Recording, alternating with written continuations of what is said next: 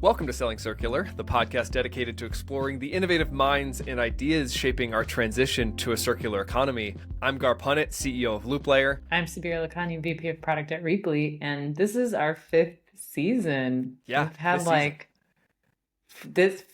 fifth season would mean 40 episodes total. Yes, maybe and more. I think no, actually, I think we're a little bit less. Now we're at Okay. we'll be at 40 at the end Right. of this.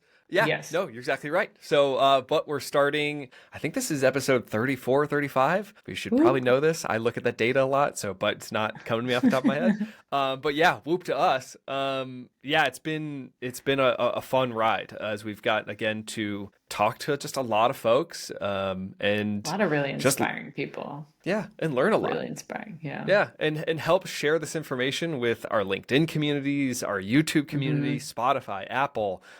We are gonna maybe shoot for Reddit. That would be an interesting one to try to shoot for. Yeah, one thing I think I didn't think about going into this is that how the clips, which I've really appreciated you doing, Garr, is the clips I think provide inspiration. In the small snippets of the really great nuggets that our guests share have been just very cool to see the LinkedIn community reacting to them. And I absolutely agree. I think it's nice that people are able to comment. We can interact with folks. One thing that I truthfully learned out of especially last season, which was the degrowth episode, those clips got hot. People had opinions, and I really enjoyed the fact that I was able to help introduce those clips via LinkedIn on my page, and then you were able to share them, and then we kind of were just have these really interesting conversations. So that's the point of clips. So I'm all for it. Yeah. And some people may start to notice that we're going to have a new logo on our thumbnail for this season, which is kind of a cool milestone for us. We have a new partner. Yeah. Excellent. It's circularity, everyone. This is a conference that has been a real annual moment of guidance for Sabira and I, as we've been able to attend over the years, and again meet more folks, meet more innovative companies. So it's great that we can actually partner with them. What that means in practice is we get to talk about the conference coming up at the end of April, beginning of May, and actually provide more of maybe an introduction to folks on both the in-person content, but then also the stuff we'll be able to do digitally with them as well during the conference. Yeah, and it's really exciting. It's kind of a dream come true to have a circular economy oriented partnership. It's really wonderful. And circularity is a place where we get to kind of be all condensed into one spot. And nerd out. And nerd out. Like we do here. Like we do here. It was literally, we wanted to do more of what we were doing there and do it just more regularly on the podcast. Right. So it's a great, I think, sort of moment for us to sort of recognize that we can try to help facilitate more and more of those conversations. I hope, truthfully, for us, that this will help, again, introduce more people to our podcast. That'd be nice. I'm okay with being selfish on that one. That I want more people to sort of join our community, and we can help grow this as well. But so essentially, we get to really step into season 5's new topics and new people that we get to introduce. And today is no exception. We're actually going to start a great episode and off with Avi. And so today we have this exciting conversation lined up and setting the stage really for the publication that we're going to talk about, which has been at the forefront of circular economy discussions in architecture and interior design, Metropolis Magazine. And this magazine, founded in the 1980s, Metropolis has long been a beacon for architects and designers, guiding them through critical conversations about sustainability and environmental responsibility under the leadership of its current chief and editor-in-chief, Avinash Rajagopal, who you'll get to meet shortly. Metropolis continues to push those boundaries and challenge conventional thinking in the built environment, and that's why we were so attracted to having Avi join us today. Yeah. Avinash, or Avi as he is also affectionately known, has been instrumental in advancing Metropolis's commitment to sustainability. And the reason we came across the publication and Avi was because under his guidance, they recently published 7 proposals for a circular built environment. And this is a really cool project where they brought together 60 experts from across the building industry to share not just theoretical ideas, like practical ideas and visions to spark change and conversation within the industry. Well, yeah, that was how you quickly hit forward on when they published that. You were like, and we need to talk to them. And it was, because again, it's not easy to bring together 60 minds and get them talking about solutions and how we can sort of advocate for change. And I loved these practical strategies. I mean, really about how do you reuse structural steel? How do you deal with conceptual challenges that kind of question ownership and fight our culture's obsession with new? And so it's really clear these ideas that they're putting out in these 7 proposals are really meant to be seeds to sort of spark imagination and continue the dialogue within the industry. And what's cool that what we learned in the episode is that this is not the first time that Metropolis has helped facilitate such a kind of like reaction cool in the building environment community and industries. In 2003, they were the first publication to highlight the research on how much the built environment accounts for global carbon emissions, which is 39%. And then Avi also shared that his predecessor had put on the cover a provocative headline called "Architects Pollute." And so there's really like, these are moments to challenge architects and designers to acknowledge their role in climate change and then inspire them to do something about it. I mean, 2003, it's been a long time to have this conversation. And what I love about that element of saying architects pollute is architects are so important. We know they make the big decisions when it comes to what something's going to look like, how it's going to be structurally sound. And because of that, they make those big decisions, they're kind of rock stars. And they really can operate like that in the community. It's because they're very talented. However, this was sort of placing the onus on them to make those decisions. And so I think that I love that aspect of saying, hey, you guys are big time, but you also have to make these big time environmental decisions. Yep. And this comes through in our conversation, and Avi covers how the publication helps make those conversations come to light. So now we've properly set the stage for Avi, properly set the stage for Metropolis. And I think this is bringing us beautifully into today's pre-recorded interview. But before we get into that episode, we then do get to talk a little bit about our partnership with Circularity, and then we'll get right into the episode.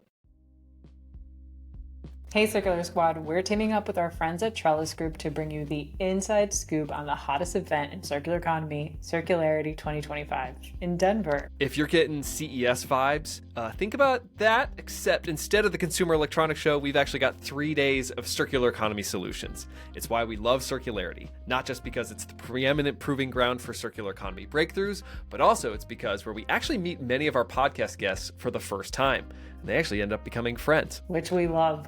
So from April 29th to May 1st, Colorado Convention Center is going to be buzzing with innovators, policy movers and shakers, and circularity changemakers. And if you're there in person or online, our partnership with the Trellis Group has got you covered. So when you join in person, you're going to have inspiring keynotes, actionable workshops, and the ability to share great meals with industry colleagues. And then, of course, you can take those learnings back to your team. And if you're joining online, we've also partnered with Circularity to bring you live inside content from the conference. You get to see Sabira behind the scenes, working the interviews. So use code C25podcast at registration for 15% off passes. But hurry, because again, as the conference gets closer, the prices go up. So grab your reusable coffee cup, rally that team, because we're all about building this future together, one reclaimed polymer / one circular partnership at a time. See you in Denver.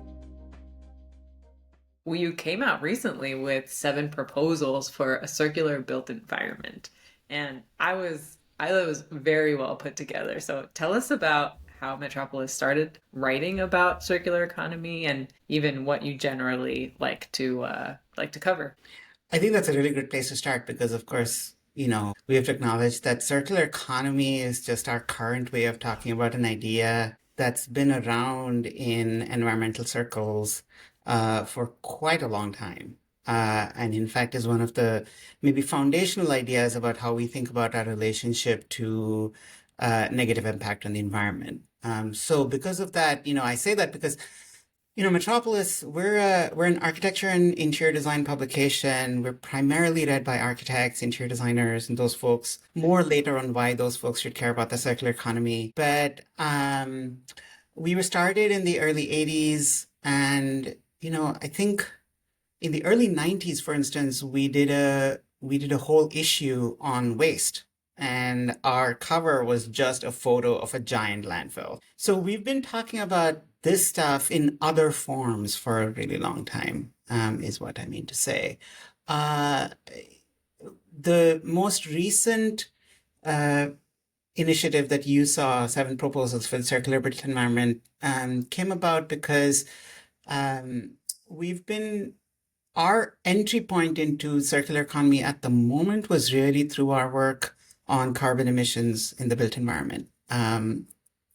So in 2003, we were the first publication to even publish research that said that the built environment was responsible for about 39% of the world's carbon emissions. This was research done by Ed Masria, and he came to us and we were like, what? So we put it on our cover. The cover said architects pollute, which is interesting. And and then my predecessor, Susan Shinazi, went on a tour, like just telling architects around the country, hey, like you're not the people who are just here to kind of help with the climate crisis. What you do is one of the causes of the climate crisis. Making those decisions. Yeah, you're making those decisions. And, when we say you, we don't mean you individually or just the architects, of course, but the building industry in general, some very consequential decisions. Since that, so we've been covering this for a couple of decades. Most recently in 2020, we did a story about the fact that we've seriously underestimated the carbon emissions involved in interior renovation. So think about it, right? Like you put up a building, not much happens to the building for like 100 years, right? The structure, the glass, the floors, whatever, unless you tear the building down or you build an addition or whatever, like you're not doing much to the actual materials of a building for quite a while. But the insides, right? Somebody moves in, somebody moves out. You decide you don't like the way this room looks. You change it out. You renovate your kitchen. Whatever. That stuff is cycling in and out of buildings at a really alarming rate. And it was completely ignored as, an element within the, kind of carbon emissions or carbon footprint of a building. Once you start thinking about that, of course, then if it's tied to these cyclical renovations, then you start to think about waste much more seriously. So we put together the first resource for interior designers to start thinking about the carbon emissions of their work. It was called the Climate Toolkit for Interior Design in 2021. And when we did that work, there was just no way we could touch upon that without talking about reuse and things like that. Parallel to this, the building industry has been long obsessed with this idea called adaptive reuse. It's like, okay, let's not tear buildings down, let's reuse them. And we've been covering that for ages. We just put together a kind of hit list of our best articles on the topic, and I think it's like some 32 case studies on that page. So we've been covering this for a while. And so both those streams kind of come together with this initiative about proposals for the circular built environment, because we're just saying, okay, so at every level in the built environment, I think there's opportunities for circular thinking. So we brought together a group of people, about 60 folks from across the building industry, put them in groups, gave them some interesting prompts, and then came up with the proposals. And we'll talk about that some more. Well, I already love, I mean, what caught my eye in this, Sabira sent me the essentially the proposals, the 7 proposals, and the artistry that goes into it, the diagramming, that's what I love. That's what catches the attention. And so I think for me, when I hear, or even what we're trying to do here, I guess, of talking about circular economy, and it's always more entertaining when there's more effort put into how it's being talked about, the accompanying graphics and diagrams. So you guys did that really well. But I think that comes from what you're saying, the practice you all have had to talk about these topics and to embrace these topics. Why do you think that, I mean, you're talking about this from the 80s of talking about waste and 90s and the 2000s and evolving that message. Why do you think that it was sort of baked into the ethos of Metropolis to have those conversations, or even that the audience was willing to be having that conversation so early in the greater conversation, I guess? Yeah, well, there's a couple of reasons for that. I think historically, if you look at the 80s and early 90s, that was the age of the 3 Rs, right? Reduce, reuse, recycle. We focused a lot on the recycle bit. So heavy on the recycle. very heavy on the recycle. Yeah, So yeah. there was a lot, and recycling was seen as, the thing that's going to, really kind of save us, right? So uh, we were part of that sidecast, certainly, right? Yeah. And we were basically looking at conversations that were happening, and this has been Metropolis's ways to look at larger societal conversations, larger economic conversations, and apply them to our world, which is the built environment. And so a lot of it comes from that, and I mean, it was also, those were lead was not yet created, but the seeds were kind of laid. I'm talking about the leadership in environmental and energy. What I don't even remember what the full form of lead is anymore. Oh, well, oh yeah. I'll look it Energy, up right no, now. leadership in energy and environmental design. That's our, primary certification framework for sustainability in the built environment, at least the most popular one. And that was really starting to be created in the early 90s.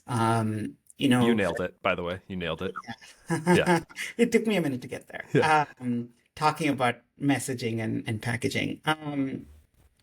So a lot of things were happening around that time in the built environment, which were, I must say, not a mainstream conversation until I think some of us in the media and in the profession kind of made it our go-to.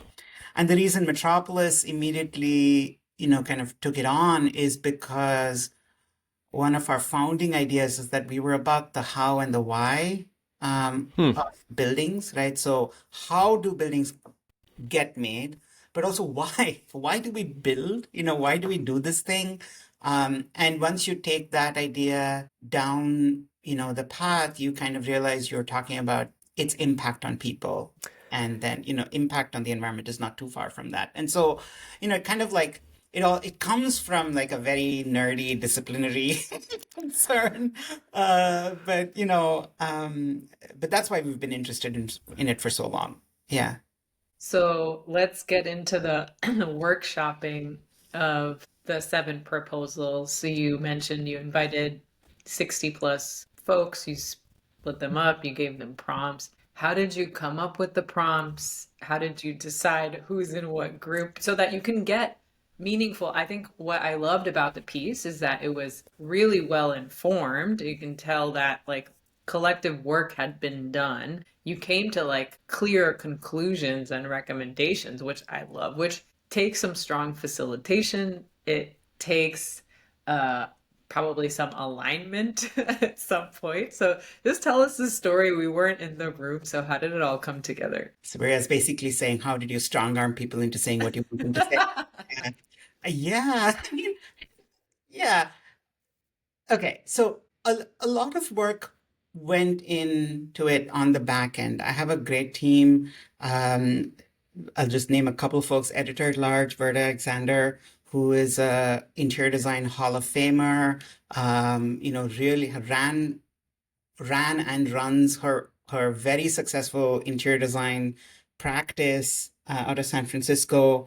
She, just so you know, Studio Plus A, her firm was like the it firm for the entire Silicon Valley startup movement, right? Hmm. And so she she brings years of design experience to this conversation, and she's been, very much an advocate for environmental issues for a few years now, and joined forces with Metropolis as editor at large a few years ago, and we've been working on projects together. And so, for instance, a lot of thinking about what the prompts should be was done with her. And some of our prompts were, to give you just a taste, one of the prompts was question ownership, right? If we did not have our current models of ownership in the built environment, what would happen?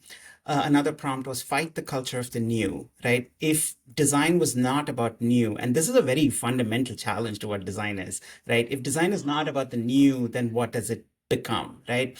Or how do we help designers think beyond the new?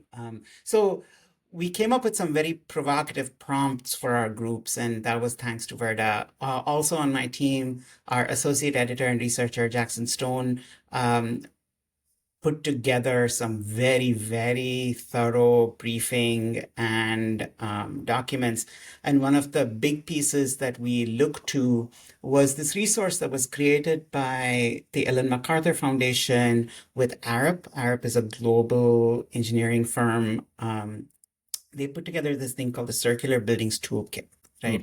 And that thing, that toolkit, is maybe the most comprehensive checklist of all the ways that we can bring circularity into the built environment.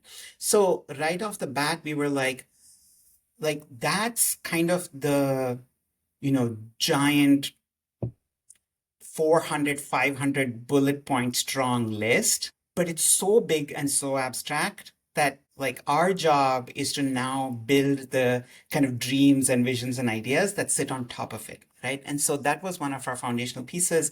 And so what we did is we went through every single one of those strategies and matched them to the prompts we had. So every group kind of, the strategies that were being recommended by the experts were already there. Right. It's not like people were coming up with strategies. What they did then was to use those strategies for creative thinking. That's what I wanted, is I wanted this thing to come alive. So, Garr, when you talk about like, oh, it's so beautifully presented, whatever, that was the aim from the start, is that it should be something that feels like a design proposal and not like a toolkit or a manual. And so we brought them together, and then, our process was we would meet on Zoom with a giant Miro board.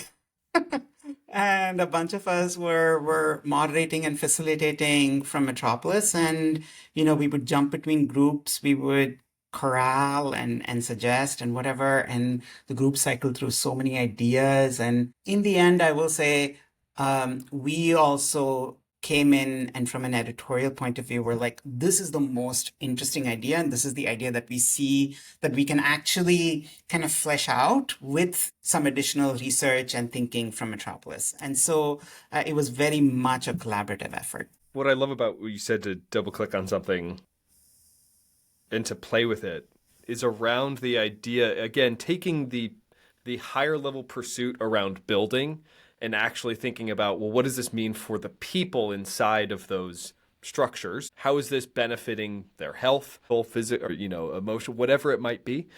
How is it enabling them and allowing them to perform better in their day?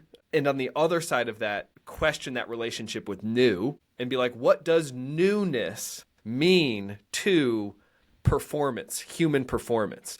And where do you fall? I mean, where were you seeing some of the most interesting relationships form, or when you all were putting this together, of people's challenging that concept of what newness means to human performance and design creativity, and how, if anything, this is where I would lead this, I'm always fascinated by how much more creative people get under the construction of used, and in those boundaries and limitations of what can be used and why. Open-ended question. Take it wherever you want. I don't know. Shall we look at some like 6,000 years of human history? I don't know. Right? People have always wanted new things, Yeah. and that's built. There's some evolutionary thing in human beings that, we love the untouched. We love new. It also comes from our very monkey brain thing about possession and property, right? So there's some things that are very deep coded, and the entire profession of design, actually all the design professions, right? Architecture, interiors, product design, graphic design, whatever, they all kind of build upon that very like fundamental human and cultural instinct that we have. But I think there's so much nuance in there. The problem happens is when we break the connection between the new and then that lifelong possession and value, right? So, right in the 70s, this great design thinker, Victor Papanek, characterized, the consumerist culture that was building then as Kleenex culture. And he said, okay, we're being trained to throw away our car, to throw away our homes, to throw away whatever. And this is going to lead to us thinking that other human beings are expendable. It's going to start, and we've seen that happen in our day-to-day life, right? So this throwaway culture I'm not going to spend time criticizing it, but it's obviously the problem, right? So it's like, how can we have that? How can we fulfill our very human urges and needs for newness, value, excitement, creativity, problem solving in our lives without piling up this both ecological and social problem of waste, right? And overconsumption and throwaway culture. And I think that's where we're seeing some really interesting responses. So, I think the most exciting thing is make new, right? Like renew or make anew, right? Is like you take something that already exists and then you give it a different purpose, a different meaning, a different something.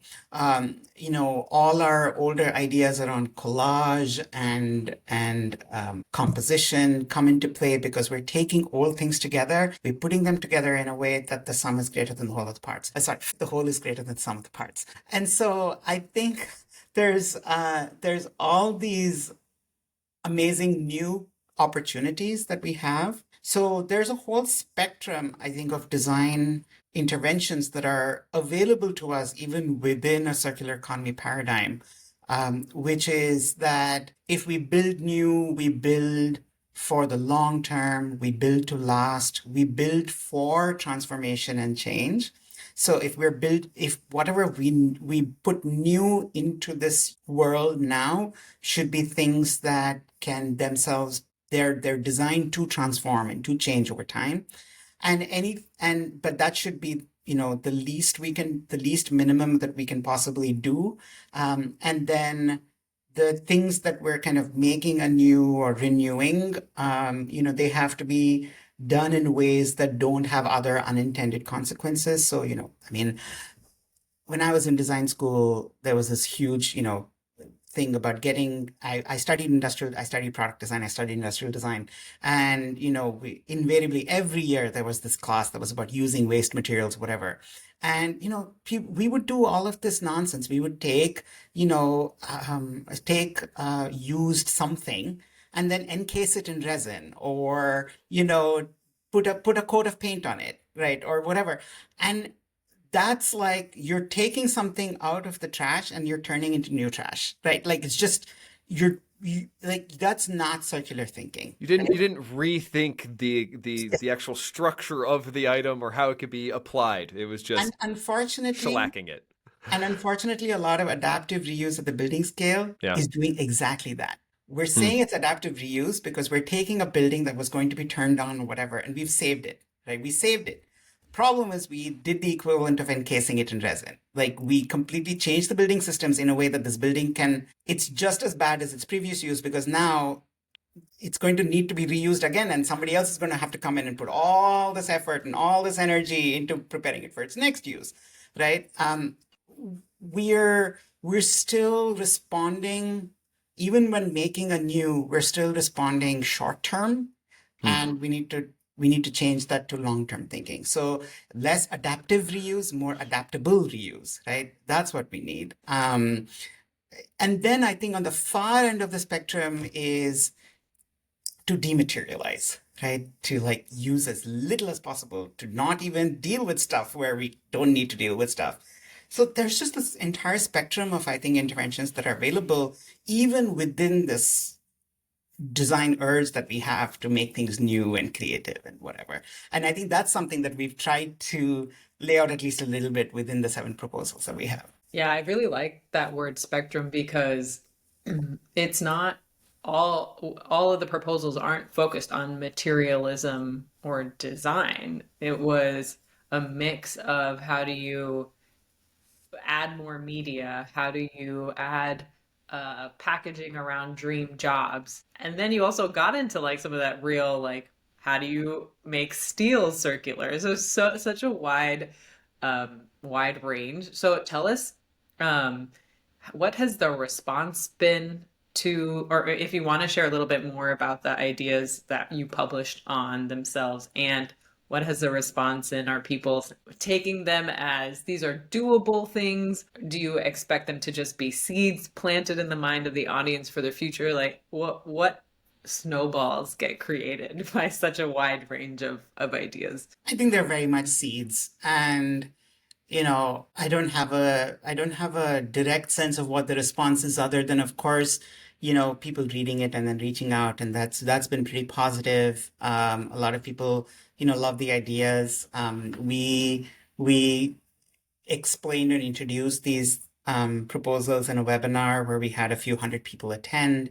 Um, you know, I'm sure for people who have been thinking about this for a long time, the proposals kind of confirm or just give expression to ideas that they've had, forever. I mean, these are, they don't come out of nowhere. They're very much ideas that are in the ether.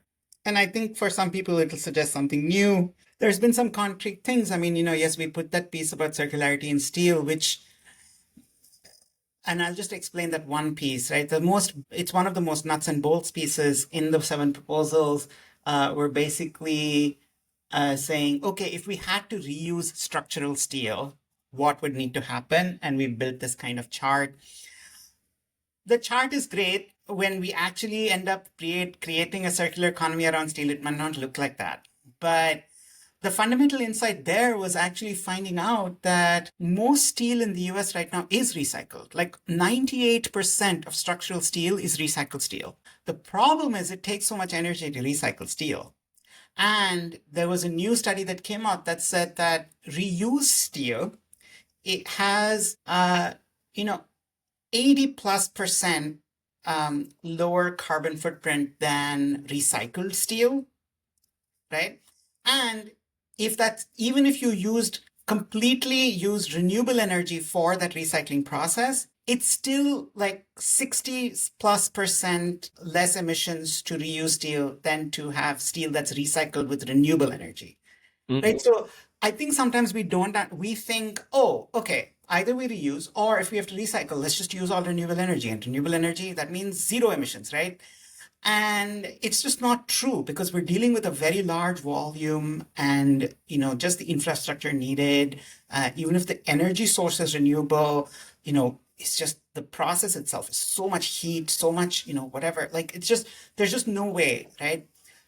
The problem is it's very hard to reuse steel. And so we're like, okay, what would need to happen? So we, in the group imagined that we need a deconstruction specialist who's looking at steel. We need, warehouses or reuse facilities that would store steel, can you imagine like a building that stores beams of buildings? Beams. Like, I don't even know what, like, is this building as big as the world? I don't know, right? Because, like, I don't know how the building would store beams from another building, but yeah, the infrastructure to hold those beams in place, stack them. Yeah. Yeah, but we can imagine, right? Yeah, and possible. That's not the thing. We have giant machines that can move some very large things. Not impossible. Yeah.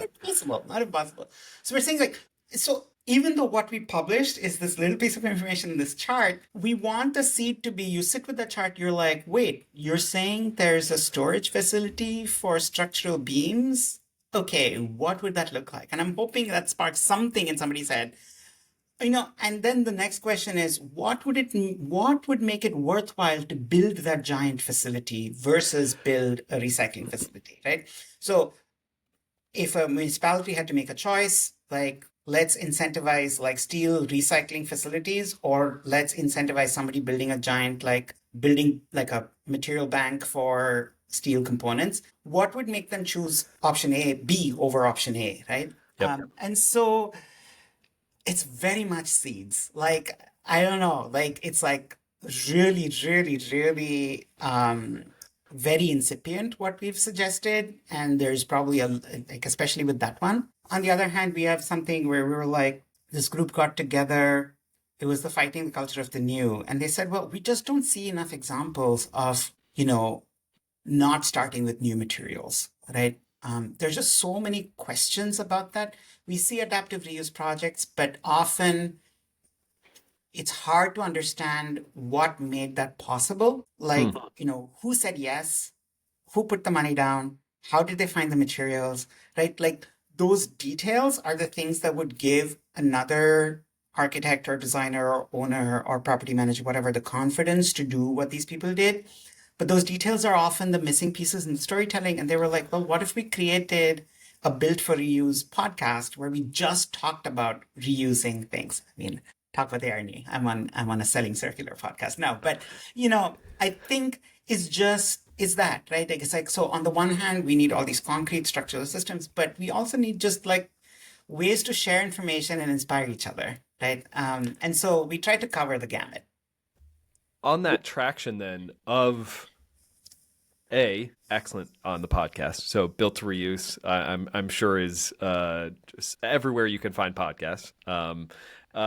Check it out. On the traction of with the audience, I think I'm always fascinated with how is the message being received. We're kind of getting that from 7 proposals of like what's been the how are people engaging with the material on the whole.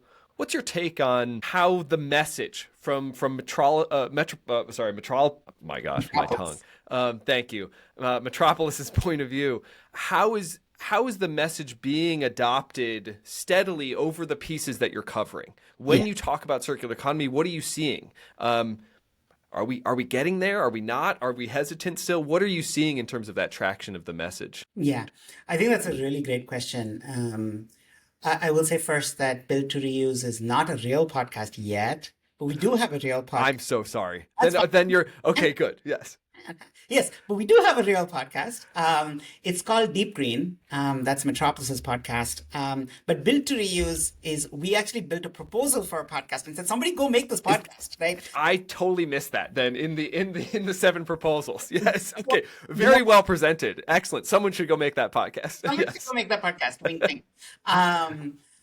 Somebody should go make that podcast. But, on Deep Green, we cover reuse all the time. We did a whole season on circularity on Deep Green. Our last season was all about circularity in the built environment.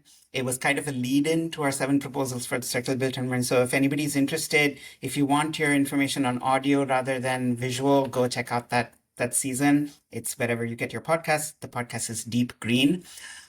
In terms of reception, I think there's always glass half full, glass half empty. I think I will just reframe that to say there is no there to get to, right? And this is one of my fundamental things with sustainability is we're expecting some milestone that says you're here, you got it, right? There is no such milestone because by the time we come even 50 feet of that milestone has evaporated and a new milestone has appeared, a mile and 50 feet down the road. And that's how sustainability work is going to be overall. That's just how it is. I mean, that's how all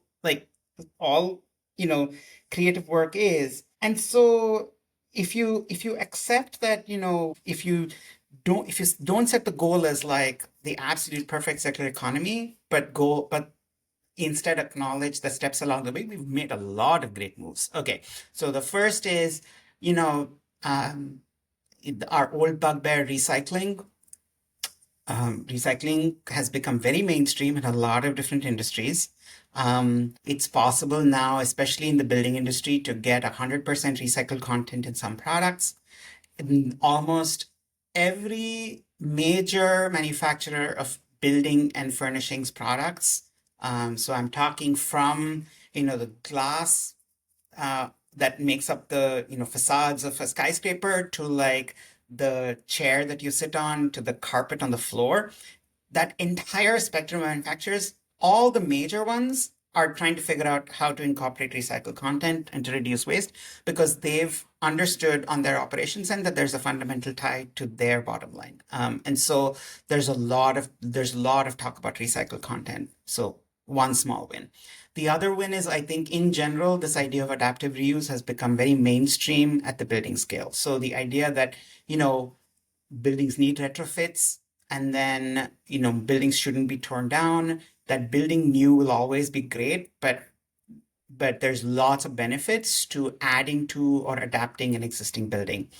In 2022, for the very first time, architects' billings, like the money they made more money off of retrofits, renovations, and reuse than they did off of new construction. Now that has switched back the other way a little bit. 2022 was kind of the tail of the pandemic, so we'll take that with a pinch of salt. But even the fact that it's so close, right? Like to think that retrofits, renovations, and reuse or even more than 40% of billings for architecture firms is huge. It's big. And That's that, I incredible. mean, think about it, like, I can't even, it was not even close a decade ago, right? And so that's a big win.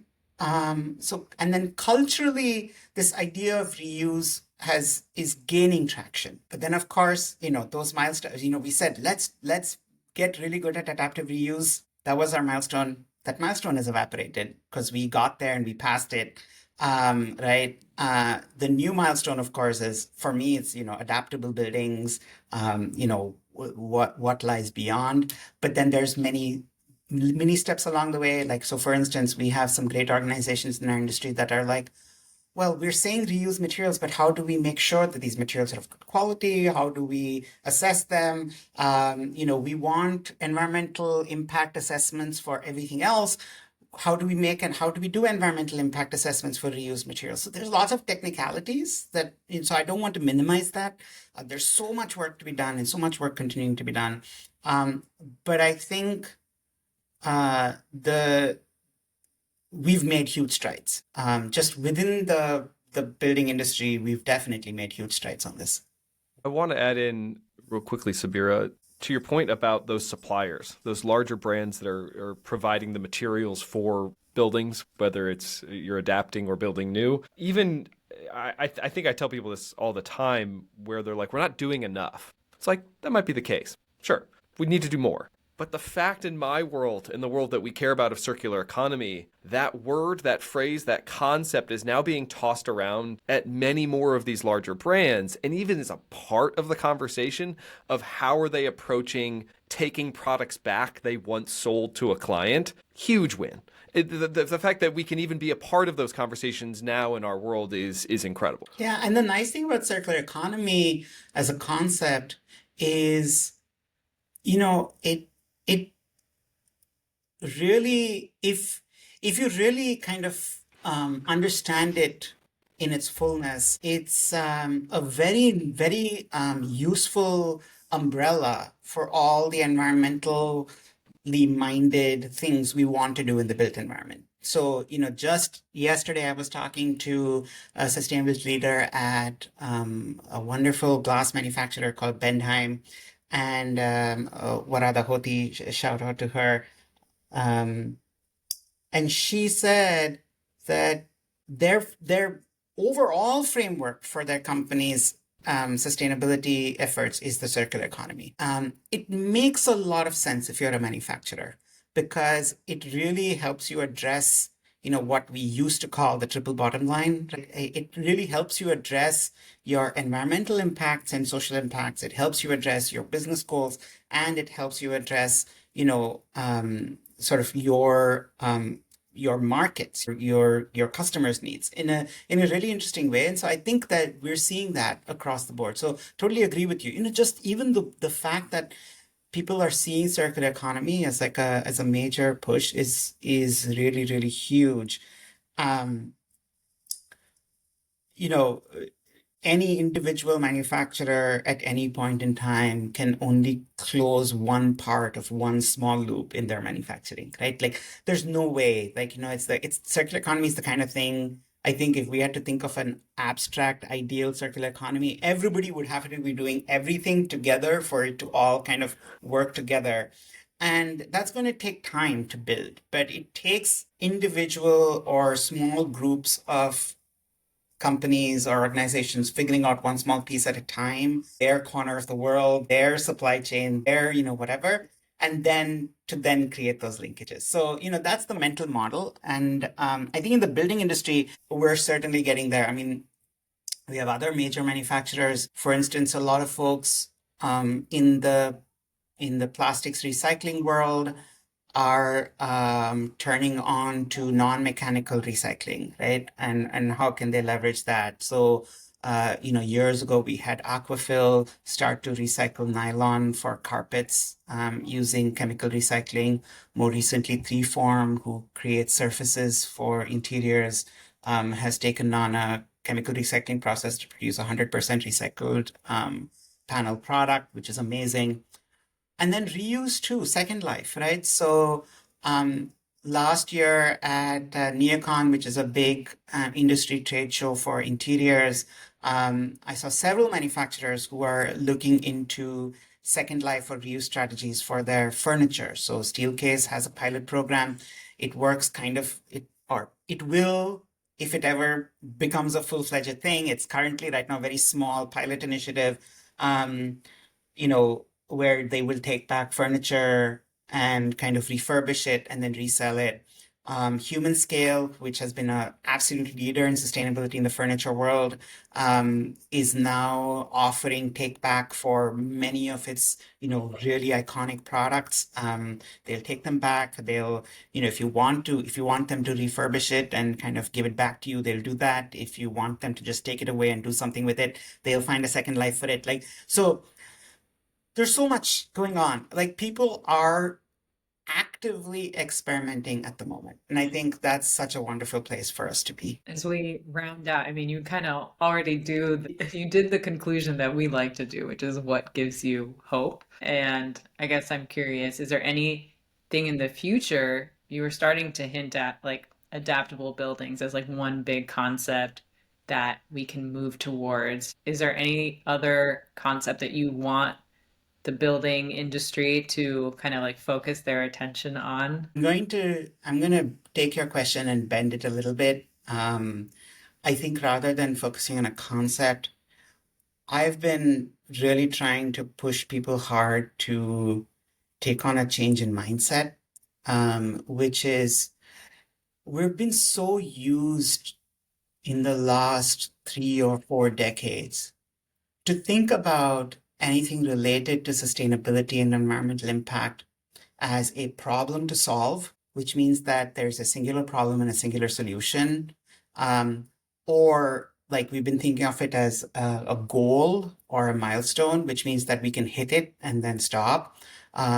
We're basically taking something that is a holistic living system and treating it as though it can be simplified into very small individual pathways. The problem with that is actually antithetical to design thinking and creative thinking, right? So we take a bunch of designers and we tell them, hey, you are used to doing this beautiful, synthetic, creative, culturally sensitive, work day in and day out. Now I'm going to give you this problem and solve it like a math problem or a science problem or an analytics problem or a statistic. And the problem is that sustainability is not any of those things. It's very much still a creative problem, right? Hugely complex systems that need to be synthesized through intuition very often. No spreadsheet, no calculator, no management system, no offense to Replay. None of those things is the solution. All of those things are tools. But if you don't know how and where to use your tools, if you don't already have a framework within which you want to use the tool, what's the point of the tool, right? What's the point of the methodology if you don't have an intention? And so I would say we need to get out of this thinking, at least within the building industry, of the circular economy or sustainability being a problem to solve or a wrong to right, or something to correct, and instead embrace it as the creative opportunity that it is. And then I think then we can start to actually behave like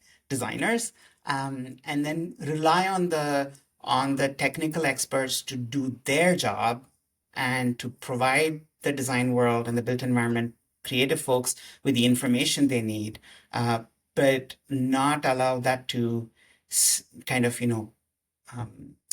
block our quest for creative solutions and new expressions and new ways of living, which is what we do.